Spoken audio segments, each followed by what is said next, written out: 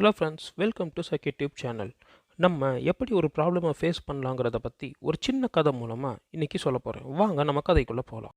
ஒரு பொண்ணு அவங்க அப்பா கிட்ட வந்து, அப்பா எனக்கு ஒரே பிரச்சனையாக இருக்குது, ஒரு பிரச்சனையை சால்வ் பண்ணலான்னு பார்த்தா இன்னொரு பிரச்சனை வருது, இந்த மாதிரி மாற்றி மாற்றி ஏதாவது ஒரு பிரச்சனை வந்துக்கிட்டே இருக்குன்னு சோகமாக சொல்கிறாங்க.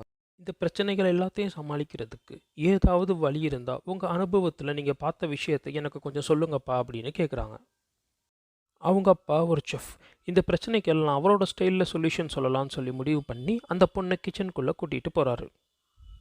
கிச்சனுக்குள்ளே போனதும் 3 பாத்திரத்தை எடுத்து 3 பாத்திரத்துலேருந்து தண்ணி ஊற்றி அடுப்பில் வச்சார். ஒரு பாத்திரத்தில் உருளைக்கிழங்கையும் இன்னொரு பாத்திரத்தில் முட்டையும் 3வது பாத்திரத்தில் காஃபி பீனையும் போட்டு ஹையில் கொதிக்க வச்சார்.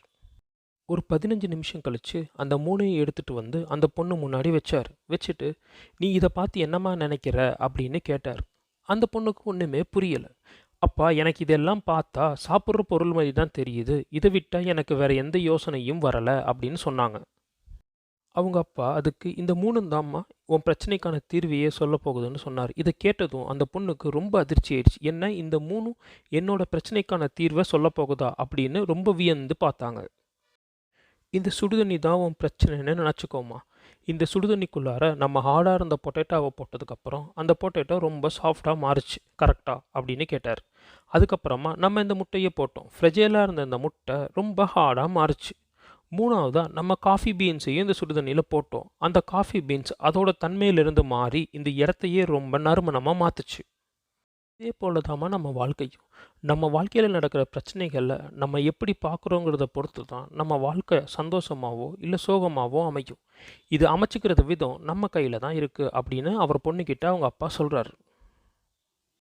நீங்கள் என்னவா இருக்க போகிறீங்க? இந்த பொட்டேட்டோ மாதிரி பிரச்சனைகளை பார்த்து வீக்காக போகிறீங்களா? இல்லை எக் மாதிரி ஸ்ட்ராங்காக போகிறீங்களா? இல்லை இந்த காஃபி பீன்ஸ் மாதிரி தன் தன்மையை மாற்றி என்விரான்மெண்ட்டே அழகாக போகிறீங்களா? அப்படிங்கிறத இந்த வீடியோவுக்கு கீழே கமெண்ட் பண்ணுங்கள்.